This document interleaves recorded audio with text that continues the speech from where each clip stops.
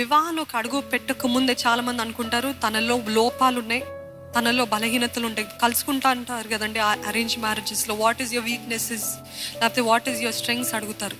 Love మ్యారేజెస్లో అయితే తన లోపాలన్నీ ఆ అబ్బాయికి తెలుసు, ఆ అమ్మాయిలో ఉన్న లోపాలన్నీ కూడా ఆ అబ్బాయికి తెలుసు. ఈ లోపాలు, ఈ బలహీనతల్ని చూసి ఆ అబ్బాయి అనుకుంటాడు పెళ్ళైన తర్వాత నేను మార్చుకుంటానులే. తనలో ఉన్న అబ్బాయిలో ఉన్న లోపాలని చూసి పెళ్ళైన తర్వాత మార్చుకుంటే ఈ ఒక్కటే కదా, ఈ రెండే కదా అంటే అడుగు పెట్టక ముందు ఎటువంటి మైండ్ సెట్ తోటి ఎంటర్ అవుతున్నారంటే నేను మార్చుకుంటానులే, నేను సరి చేసుకుంటానులే, ఇంకా వారు ఉన్నది ఉన్నట్టుగా ప్రేమించలేరు.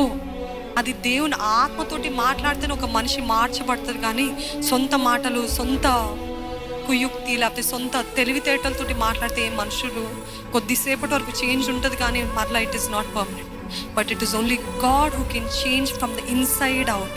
ఎన్నోసార్లు మనము ప్రార్థనలోకి వెళ్ళేటప్పుడు అడుగుతూ ఉంటాము, దేవా మనిషిని మార్చయ్య, దేవా వారిని మార్చయ్య, దేవా నా భర్తను మార్చు.